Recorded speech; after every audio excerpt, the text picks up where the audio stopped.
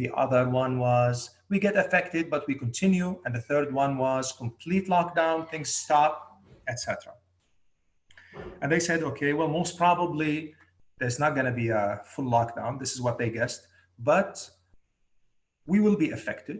And, this is what we expect, 80% probability, 10% probability, everything will continue as normal, 10% probability, complete lockdown, complete loss of revenue. But they said, you know what, let's actually look at this 10%. Our business is very important to us. Let's look at this 10% and ensure that if it happens, we can cope. We can do something about it. And if it happens, we can reduce the severity of the situation for our company. And they are lucky that they did that. It worked out very well actually for them as far as mitigating the risks. Another thing that they did, they looked at the other two scenarios and they wanted to check that by preparing for the worst case scenario, that they are not missing any opportunities. Sometimes we are too careful where we might miss opportunities, and they ensure they have the other scenarios also covered, so they do not miss on opportunities because they were trying to cover themselves for the worst case scenario. So list all possible scenarios always. You might do that actually weekly, you might do this monthly, and things change quickly these days. So you have to sit down and look at the possible scenarios, try to be realistic as much as you can with the possible scenarios. I'll move on from this point. I spent more time on it. I think it's clear.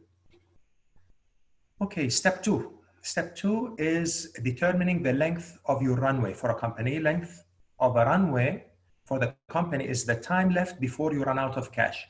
This is very important for companies. Cash is the oxygen for any company, and to be suffocated out of cash is a problem.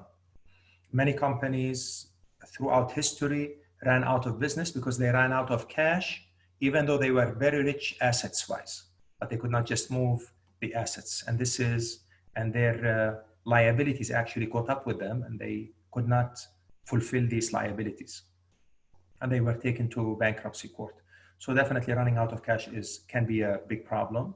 So we need to look at what's the length of our runway. How much time do we have left before we run out of cash? There are different numbers out there depending on the type of company you have, how mature your company is, its ability to generate revenue. Is it a startup? Of course, if you are a startup and you have not tested your ability to generate revenue, then you need a longer runway. If you are an existing company that's already sure of its ability to generate revenue, it has done that before, then you need probably a shorter runway. There are different numbers thrown out there. Of course, for startups, it's very long. So if you're going to start a company right now, you need a really longer runway. So how long that is, I've seen different numbers going from 12 months to 18 months if you're starting now. If you're an existing company, many of the companies I consult for and I work with, I see usually a practical number of 3 months. I don't like that number. I think 3 is too short. I think 6 months or more is what you want to have. So if you have 6 months worth of cash, then maneuvering for you is possible and you have enough cash to breathe. So you can focus on opportunities. Of course, with keeping an eye on the cash formula, but you don't want to be too worried about, so your strategy should focus on opportunity, not generating cash per se. However, if you have a less than 3 months runway, if you have either your burn rate is very high or your cash availability is low, then you need to focus a bit on cash to bring up that number up to 6 months. Especially in times like these. Again, these numbers I'm giving you based on the research I've done, based on my opinion. These are the numbers that I suggest, but you have to decide depending on how risk tolerant you are. How can we lengthen the runway? You can take a loan. Many governments today can offer loans. There are different options now for loans in different countries. You have to check what you have in your country. You can raise equity from friends, family. Raising equity might be from VCs now a bit difficult, but you can raise equity from family and friends. There is government support, as we said, depending on where you are, what kind of government support. You have to look into that. What government support is available? Because there is support. There is global support also. You can cut non-essential spending. You can also look at furloughing or benching resources. Nobody likes this option, but it has to be put on the table. It might not be your first resort, but you have to think about it. You can also talk to employees of an in-between solution where you don't have to furlough or bench resources. But again, your ability to furlough also might depend on the rules and regulations, labor laws in the country you're in. You can also talk to your employees about some sort of a compromise that works for both. You know, sometimes good ideas come out from that. Talking to your employees about what can be done to work out different scenarios, different arrangements, and seek expert advice. All of these can help you lengthen your runway. If you have 3 months or less, definitely you should look into that. Point number 3 is very important. This is not a time when you want to miss out on opportunity. You need to revise your strategy, look at it. Things have changed. Things are changing as we speak. So we have to be ready to revise our strategy, explore, pursue opportunities, and all of this will help you sustain. But I notice the types of companies that I notice out there today, some companies are saying, you know what, I'm going to wait it out. Just sit and see what happens in the market. I'm not moving. Okay, I'm going to just stay where I am. If I'm locked down, if I cannot do work, it's okay. I'm going to just sit. I have enough cash. I'm going to just sit it out. I think that is a mistake. For some companies, they're saying, okay, I'm not going to just sit, but I don't know what to do. I'm out of cash, high burn rate. I don't know what to do at this time. So they start panicking. And with panic, they start missing opportunities.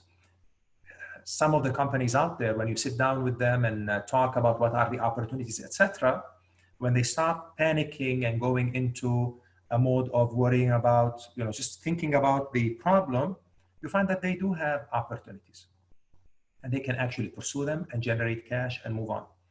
There are companies that are already seeing the opportunity. This was a good time for some companies. And they are making actually good money. As you know, many companies are doing that. And there are companies who saw the opportunity and they are actually pivoting or working on their offerings so they can actually thrive in this period and move swiftly into taking advantage of what's in the market. So these are the 4 types of companies that I see. Some of them who are panicking because of low cash usually. Some of them who are waiting out, they say, okay, I'm going to just sit. No need to do any adventures right now. Some of them are saying, we're doing wonderful, actually. Things are working out because people are going digital. We're in the right business at this time. We're doing delivery. We're doing some in shipping, some, etc. And some of them are saying, okay, we see the opportunity. Our offering is not there yet, but we need to realign to ensure that we take advantage of this opportunity. These are the 4 types of companies that I see out there today. So you don't want to miss out on opportunities. Don't assume this is not time for opportunity. I disagree with that completely. There are tons of opportunities out there. So don't miss out. I know people are saying there are recessions coming in different countries. I know people are saying this is not time to look at opportunities. I disagree completely. And many people, not only me, many people out there disagree. Some people actually accelerated their growth plans where they are looking at things that they were thinking about 3 or 4 years down the road, and they're doing them right now so they can pursue the opportunities. This is one example, actually. LVMH, they are switching from producing perfume to making hand sanitizers. There are many examples like this of companies who are trying to actually pursue opportunity or make the best out of what they have right now. Another thing we need to talk about is, this is point 4 in the checklist, is revenue generation and audience building. We need to look at both. So when we talk about opportunities, it does not mean that I have to generate cash now. As we said in the beginning of the webinar, we talked about this being the winter. So maybe this is the time to sow the seeds for later growth. So don't assume just because you cannot generate cash now that you don't have anything to do. This is a good opportunity actually for audience building, to start building your audience, creating relationships, because lots of people are willing to listen at this time. So I'm not saying leave revenue generation and focus only on audience building, but what I'm saying, if you do not see revenue generation, don't assume that there is nothing to do, because audience building is an excellent opportunity at this time, and ignoring it will actually not only make you miss on opportunities, but you might actually lose some of the ground you already have to people who are paying attention to this part. Revenue generation and audience building, both are important at this time. So focus on building your base, especially now everybody is tuned into digital channels and they are getting used to that. Lots of people are going to be looking for support. There will be lots of pain in the market.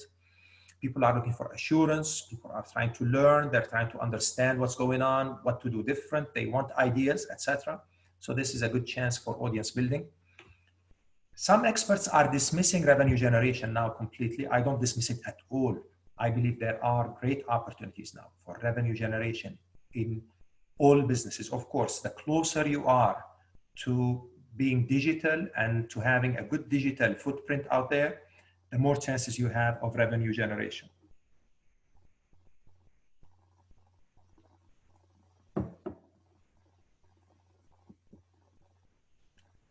Point number 5 is to be of service to others in this time, create value.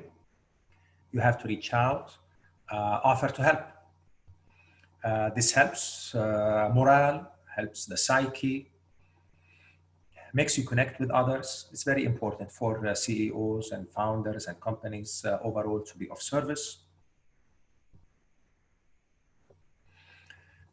So it gives us connection. We understand people's needs. So it might give you a new idea for a product or an idea about how you can help, how you can provide value. And that can help definitely in the future for them and for you. Examples of that, Facebook, for example, launched a $100 million grant program for 30,000 small businesses in 30 countries around the world. Logitech launched a program for teachers to receive free webcams as they transition to virtual teaching. Nike is manufacturing personal protection equipment, such as full face shields. So companies are out there trying to make a difference, trying to be of service. And this is very important. We at Case in Point are offering also free consulting sessions to our existing clients and those who are not clients. Also, we are currently doing that, offering consulting sessions for those who need them. And I will, if anybody is interested in that, I will offer a URL, or you can just write to me on this email and we can arrange for one.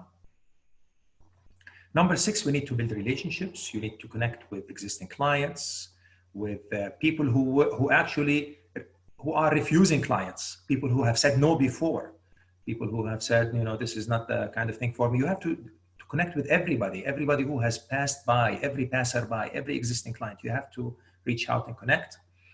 This is the time for relationship building. And even though we are distant and we're social distancing, but we need to be building relationships. This is very important. 7, share experiences. People usually, their first, here is something interesting that I saw in the market. When you talk to business owners and founders, their first reaction, how are things? Well, depending on the personality of the person you talk to, they say, good, we're doing okay, fine. And then if you start sharing experiences about what you are facing, what are the challenges that you are facing, you will see that the other side also opens up, because everybody is facing a challenge today. Nobody is sitting there not challenged. Even those who are exploiting the opportunities, they are being challenged with the resources they need. They are being challenged with finding new ways to reach or finding ways to deliver, etc. So there are challenges. Nobody is sitting there not being challenged. We at Case in Point believe we are in good shape, but there are definitely tremendous challenges. I have had big fears, and I still do today as I sit here and talk to you. And this is okay. So I'm willing to share. You need to be willing to share, talk to others. This way, they open up. You can open up, share experiences, and see how we can help each other. This is also another important point: is maintaining online presence. We all know that many companies have cut their marketing budget at this time. They feel this is not the time to do marketing, and this can be a big mistake. I'm not saying keep your budget the same as it was, but don't make it zero, for example. If you cut your budget, make sure it's not at the expense of opportunities that are out there. It's obvious that many are cutting budgets considerably, because also you can see the price of ads, etc. And that might change soon. But at the same time, there are companies that are increasing their online presence, increasing their marketing, and they are actually investing in that. So if you have the ability to maintain your online presence, make sure you do. This is not the first thing you want to throw out. Your marketing budget, your online presence. Even at this time, we've done campaigns. I'll share my experience at Case in Point. We've done marketing campaigns out there. One of the worst marketing campaigns that we've done it during this period in March. And the return on investment was zero. But I did not lose a penny. So whatever I put in the marketing campaign came back. And this was the worst experience we've had with marketing so far.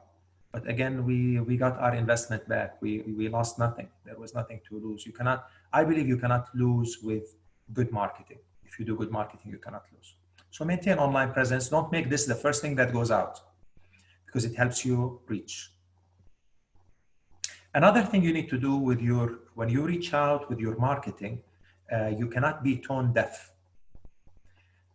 This is Ryan Dice actually said this in one of the webinars. I really liked it. He said, acknowledge the reality. So don't expect that the same ads and messages pre-COVID-19 will work during this period. You have to acknowledge that something happened. Don't make people feel like it's business as usual. The same ad I used to use before, I'm going to use it now. Some of the companies, I go into their website and I see the whole website has changed. All the articles are geared towards helping people during the COVID-19. Even their offerings now talk about how they can help in times like this. So don't be tone deaf. Don't assume it's business as usual. Don't assume nothing happened. People will not like that. So people need to feel that you have empathy, that you're not tone deaf, and you acknowledge the reality that things are not the same. So this is very important. So we need to do marketing. We need to have online presence, but don't be tone deaf to what is happening around you, to the society and what's happening worldwide. This is very important. Now, on the opportunities side, one of the things that I've been watching and observing worldwide is a very nice opportunity for companies that already have cash and are not hurting for cash right now, and who see opportunities out there with something, we'll call it contingent acquisition. This term can mean different things, but the person, I forgot who talked about it actually, but the person who talked about it, he meant actually instead of acquiring companies, you acquire monetization assets from the company. For example, if they have, you can purchase clients, contacts, you can purchase unfulfilled contracts. Talk more about contingent acquisition. So you don't have to go buy a company now, because buying a company at this time might be too much liability. But you can purchase from the company monetization opportunities.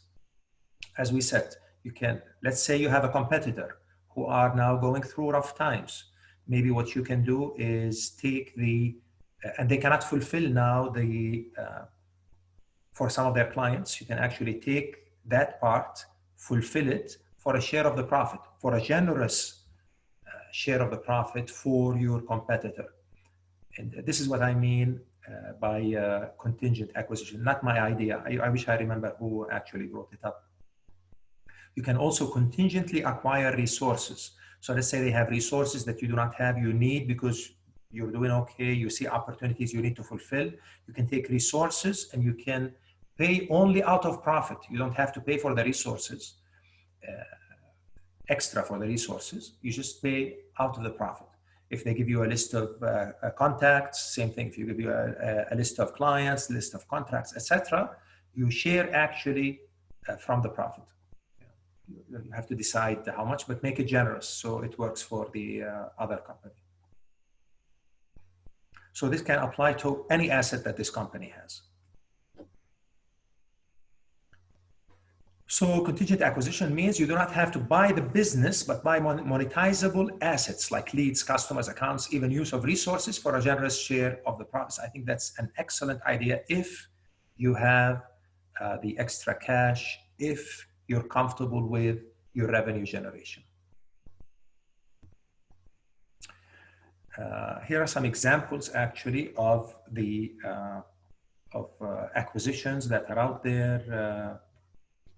For example, this company right here, let me see if I can say the name, Friedrich Schaffen, a German automotive supplier, bought a small faltering face mask company in China, transported the machines to its factories and produced 100,000 masks a day within 2 weeks. It's an example of contingent acquisition. And the last point I wanted to mention, you have to be in touch with your employees and team members, connecting with your own. This is very important. We have to ensure we are still in touch as employees. If you are working from anywhere, setup, you have to stay in touch. Increase your meetings with people, not decrease them. Some companies have gone from weekly meetings to daily meetings. At Case in Point, we do daily meeting for the whole team every day. This is now becoming a must since the beginning of the lockdown. It's very important. You have to be transparent. Don't make it look like nothing. Don't worry about anything. Nothing is happening. No, things are challenging. There are tough times. You have to be transparent. Ask for their input. Be clear with them. Raise the optimism without being naive. So you can say, I'm optimistic, but the situation is challenging. Ask them how they feel. Show empathy and see how you can work together to get through this. This is very important, staying in touch with your employees. Here's an example from Microsoft. They're offering 12 weeks paid parental leave to any full-time employee juggling homeschool with work.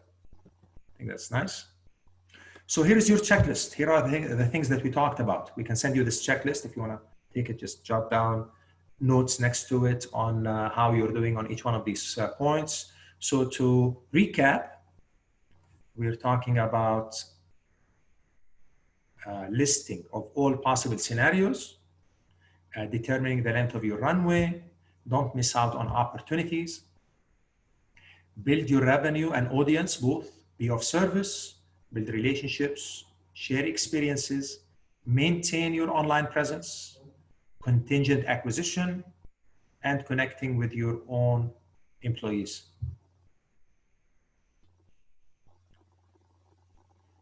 Here are the upcoming webinars. We're doing these weekly, every week. We have 4 more webinars coming up. How to ensure my business will sustain. This is specifically on sustainability. One of them, what to expect from my employees. Another one is what should my business look like in 1 month, 2 months, 3 months from now to know if I'm on the right track or not. What are the best tools and techniques to digitize my business, which is very important at this time. Going digital as far as your own company and also your own offerings.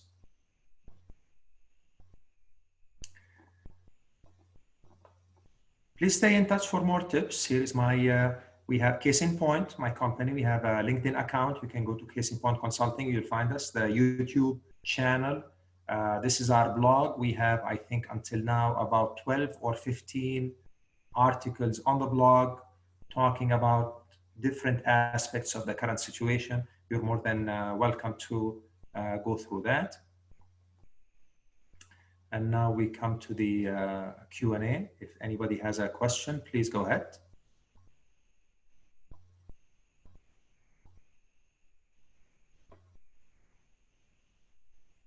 Let me see. Let me go through this. Okay. Okay. You are welcome, everyone. Okay, I'm glad you like it.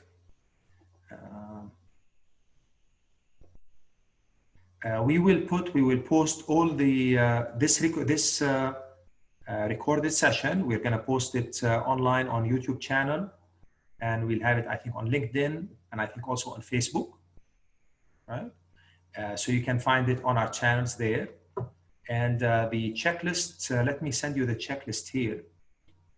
See if I can send it to you here. Let me share it. See where I can attach something in the chat, I think, right?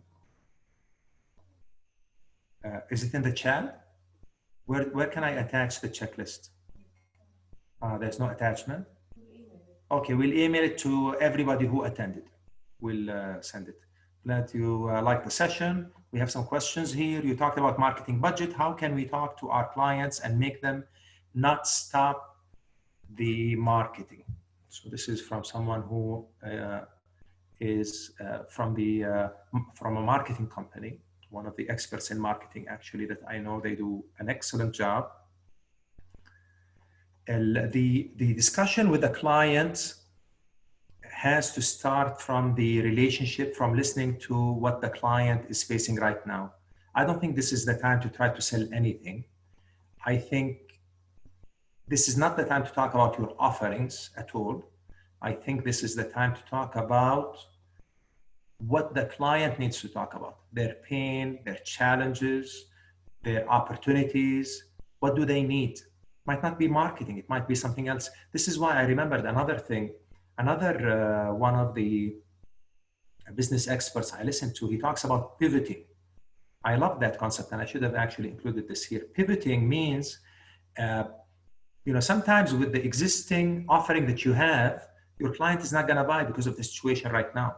But pivoting can be, if your client trusts you, you have a good relationship, you talk to the client and you just listen.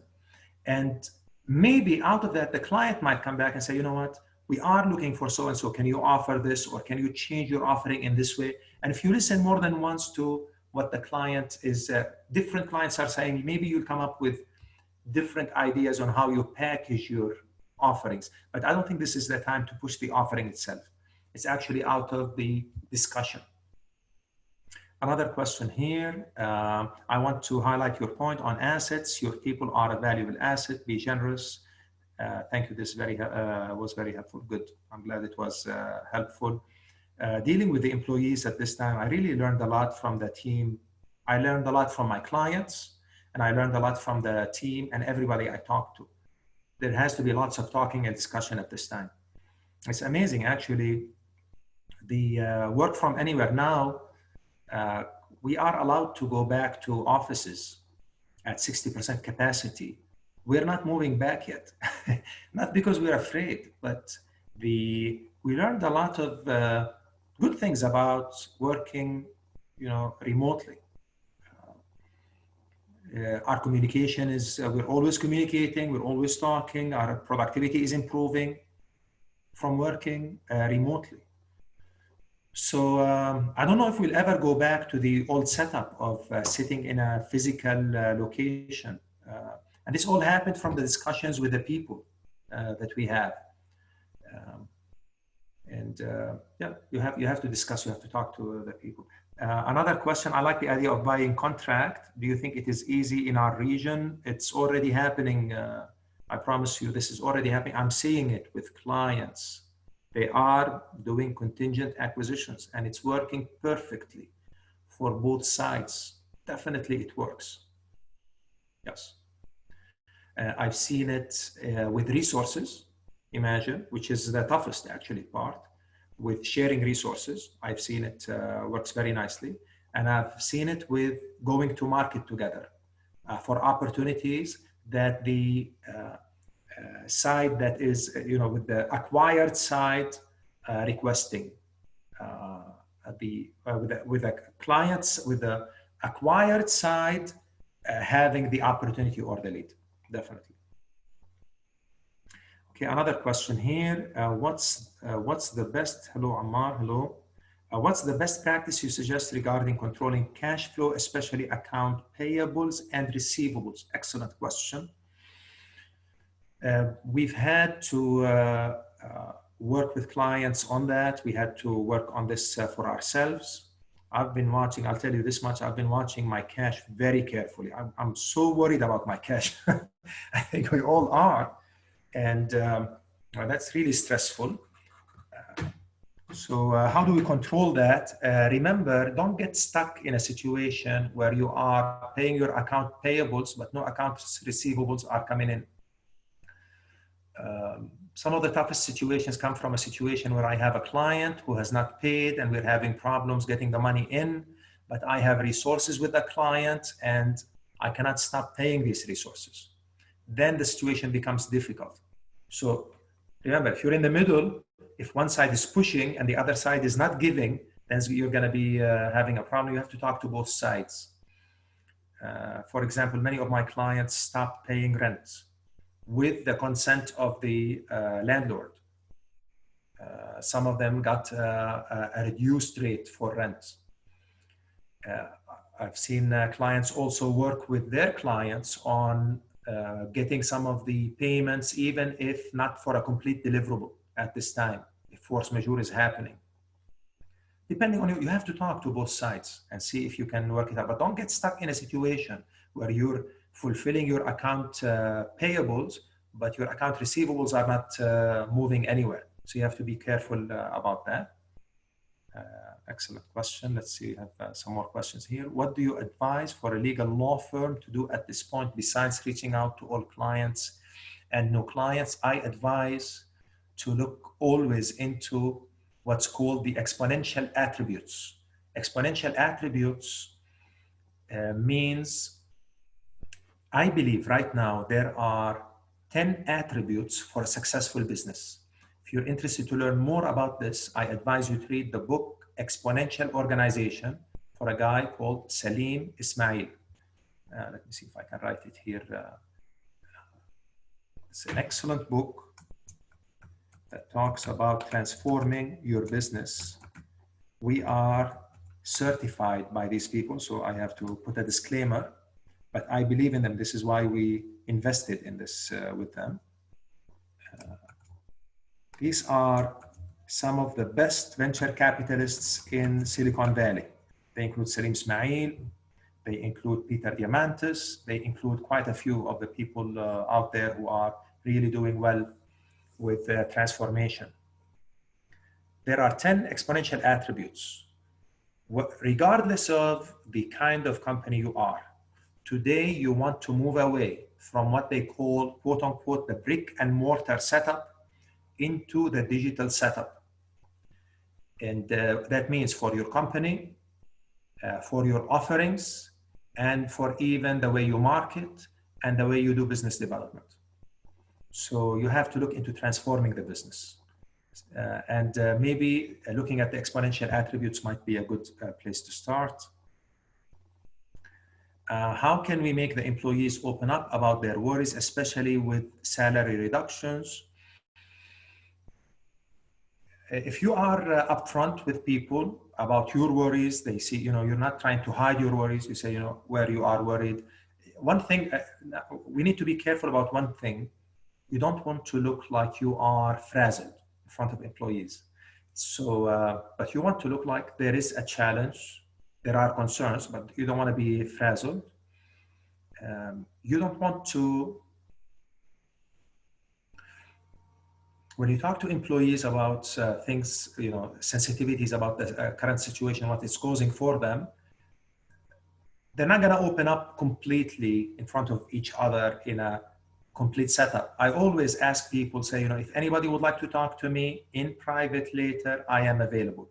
So sometimes one-on-one, they are more open to talk. If you feel someone has something to say or should have something to say and they're not saying anything, maybe it's a good idea you should approach them one-on-one and just open the discussion indirectly by asking how they are doing, how they are coping well, you know, things like that. That's what I would do. Omar, you are well aware of our services we offer. Yes, I am. One of my best clients. We monitored activities of our clients, and it was 29% of the total. The rest 71%, their business was on hold, no generation of income to them. Okay.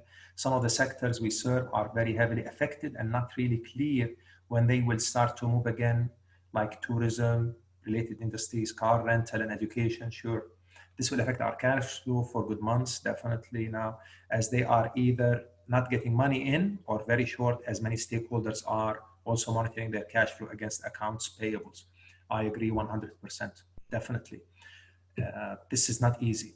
This is why the discussion with the customer now should not be about the offering, shouldn't be about what their needs are, what their challenges are, and trying to find ways to help. It's all about what we're doing in business is really offering value. And I know you focus a lot on offering value. What I try to remind myself is not to get stuck on my view of what the value should be, and try to look at things from my customer perspective, what the value might be from their perspective. And then they come in, there are customers who will come and say, you know what, maybe you can help me with this or with that. The dialogue has to continue. It cannot be at the point of, we cannot buy your services now, so let's talk later. It has to be at a point where, what's going on your side? Where do you need help? Maybe what they need help is in an area that you thought is not your area, but maybe you can pivot, as we said, into that area.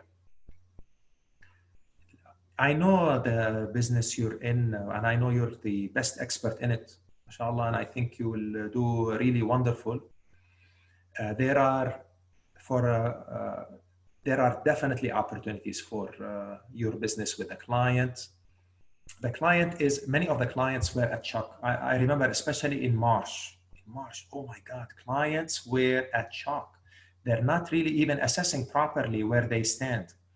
And shock means sometimes we freeze, we just don't do anything. Sometimes talking will get people to think about what needs to be done, where do we go next, etc. Sometimes you need to be the support line for the customer, and that's all you need to be at this time. And remember, this will pay off later because it builds for a better relationship. But I believe you need to, for example, go into products where you can offer something now that they need now, and it's okay if they pay for it later, for example. I'm not saying this is the only idea, but there are lots of things out there that you can talk about, definitely. It's not easy, definitely. Do you have any methodology on how to look for new opportunities? Definitely. We believe in a framework that we developed. Again, it's a disclaimer. It's called the exponential blue ocean shift. Some of the people who we have here have tried it. They know how it goes. And we've had 100% success rate with it, from startups to ministries in the region. Yes, I believe in something we call exponential blue ocean shift. It's actually made of two parts, and you are welcome to go research both or come to us and let us help you with it. It's based on the exponential attributes plus something called the blue ocean shift. Between these two, innovation becomes a structured, easy approach rather than it being you have to come up with some sort of inspiration for a good idea to come. And it helps you walk through different models where at the end, the action plan will be with practical, swift innovation that you can implement immediately. Please note, don't go to the blue ocean, look at the blue ocean shift. This is also a book. We're also certified in the blue ocean. We're certified in exponential organization. We developed a model that combines both together. So if you look at it, this book, Blue Ocean Shift, I think came out in 2015. Of course, the original classic in 2000, Blue Ocean, is excellent, but it's too vague, too high level for today's world. For fast transformation, you go to Blue Ocean Shift and the exponential organization. Okay. Let's take very good questions. What's the best approach to existing clients for our invoices and for other opportunities out there, which is, by the way, our goal for the past years? However, post-COVID-19 era, things are not following same rules. Absolutely, they're not following same rules. You know, it's shifting. There has to be a shift in offering. Now, the offering includes the whole business model, the whole relationship with the client, the whole way you're offering your solution. And I think it's safe to say that this is not a period that will just pass and things will go back to normal. I don't think, I'm not saying it like things will be bad. I think things will be better, but it will not be back to the old normal. It will never be back to the old normal. You have to go back and talk to clients about opportunities from their perspective. This is the only way to do it. They will not follow the same rules. Definitely, they will not follow the same rules.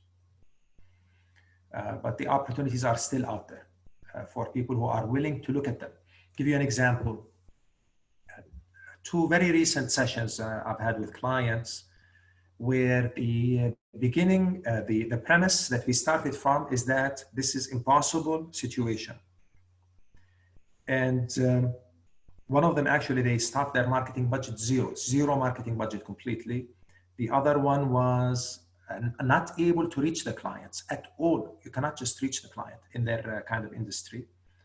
And in both, we found opportunities where they actually hurried. They found, not me. They actually had to hurry in before the opportunity goes away.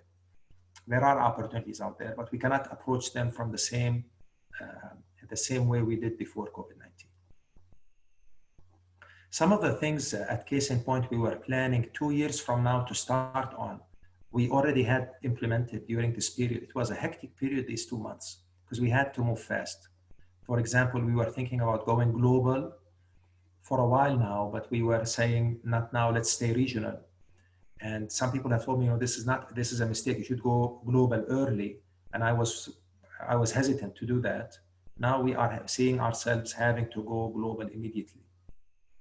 For example, this meant that many of the offerings that required our physical presence with the client are now having to go on a platform and allows the client to easily interact with the platform and us without being physically present. So yeah, things have to change. You have to revisit your offerings and don't wait until you find out whether it's going to continue the way it was or things will change. All excellent questions. Thank you so much for attending. I really appreciate your interaction and your questions. I really appreciate that. Thank you so much. And if you still have any questions, feel free to contact me.